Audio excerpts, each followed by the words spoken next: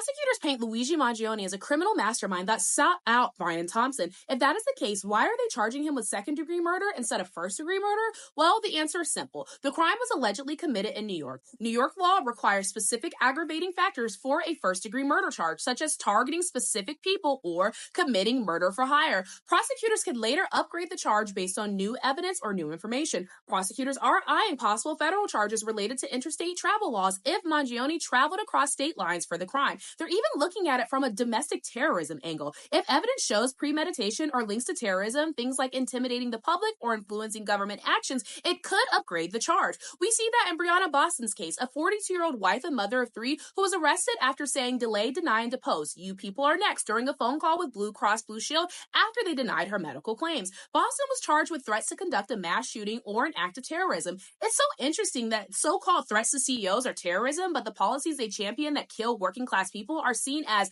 good business. Really makes you think. So whether Luigi Mangione will face additional charges is up to the state. As of now, his current charges are second-degree murder, 3 gun charges, and forgery. His next court date is December 30th. The legal drama surrounding the death of United Healthcare CEO Brian Thompson continues, with 26-year-old Ivy League graduate Luigi Mangione at the center. While the evidence against him may seem strong, Mangione's defense team is pushing back, hoping to show a more complex side of the story and challenge the media's rush to judgment. Currently in Pennsylvania, Mangione is fighting extradition to New York. His lawyer, Thomas Dickey, argues that the transfer is unconstitutional. He's standing up for his rights, and we're committed to making sure he gets a fair process, his lawyer said. Despite the pressure from the public and media, Mangione's legal team is focused on ensuring his rights are respected. While there is evidence apparently linking Mangione to the scene of the crime, like fingerprints on a water bottle in a Kind bar and shell casings matching the supposed gun found on him, his defense urges everyone to wait for the full facts before jumping to conclusions. They believe that the situation may not be as straightforward as it appears. Many supporters believe that there's way more to Mangione's story. We don't know everything yet, said one donor, expressing hope that the truth will come out in court. Thousands of dollars have been poured into his defense fund, showing strong support for Mangione's innocence. The media has largely painted him as the main suspect, but his defenders argue that he's being unfairly portrayed and being the scapegoat. They suggest his actions might not have been premeditated and call for a deeper investigation into the events that led to Thompson's death in the first place.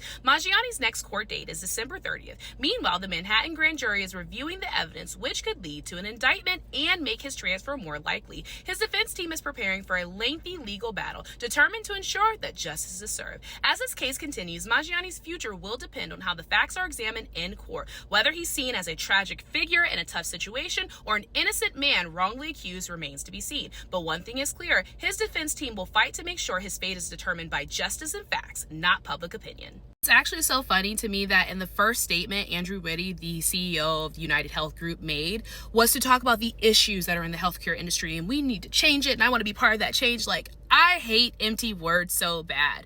You can literally snap your fingers and change policy today. You have some people that are within the insurance industry, after seeing what happened, they're still saying that they're going to guard against unnecessary care.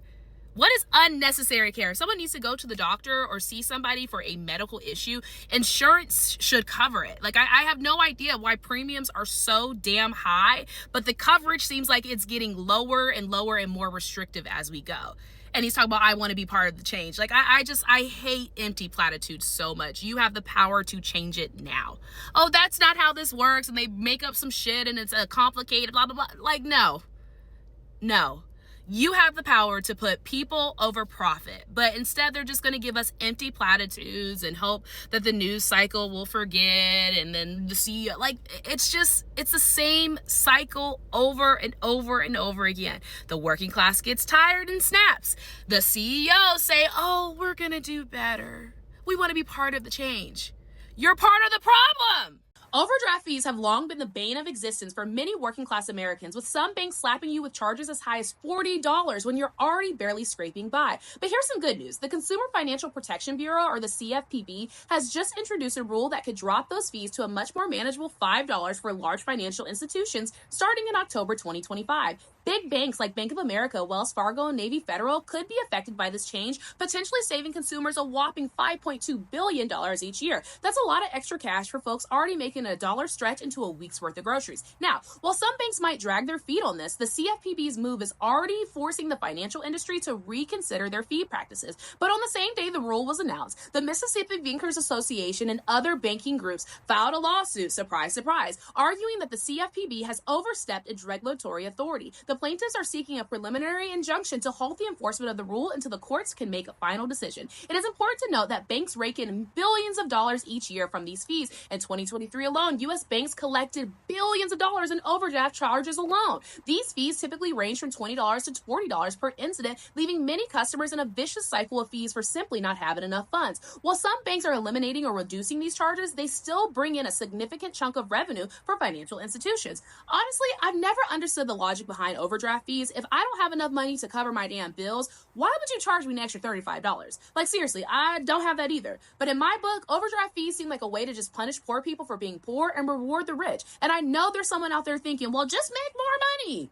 Thank you for the brilliant advice. We're trying. So while we're not quite at the point where we can hold bank executives accountable for charging struggling folks to be broke, this new rule is a step in the right direction. So next time you check your balance and fear an overdraft fee, just remember, change is coming. And if you're with one of the banks that are already offering fee-free accounts, congrats, you're already ahead of the game. Daniel Penny, the former Marine who was acquitted this week for the chokehold death of an unarmed man named Jordan Neely in a New York subway, has been invited by Vice President-elect J.D. Vance to the Army-Navy football game this Saturday. The game will take place near Washington, D.C., and Penny will join President-elect Donald Trump in a luxury suite. Penny's case has sparked a national debate about race, mental health, and public safety, especially after he was acquitted of criminally negligent homicide. Vance, who has criticized the Manhattan District Attorney for prosecuting Penny, called the invitation a celebration of true courage. He also posted on social media saying Penny is a good guy and accusing the district attorney of trying to ruin his life for having a backbone. But what exactly are they celebrating? The murder of an innocent, unarmed man? The incident that led to Penny's trial happened in May 2023 when he confronted Jordan Neely, a former Michael Jackson impersonator, on a subway.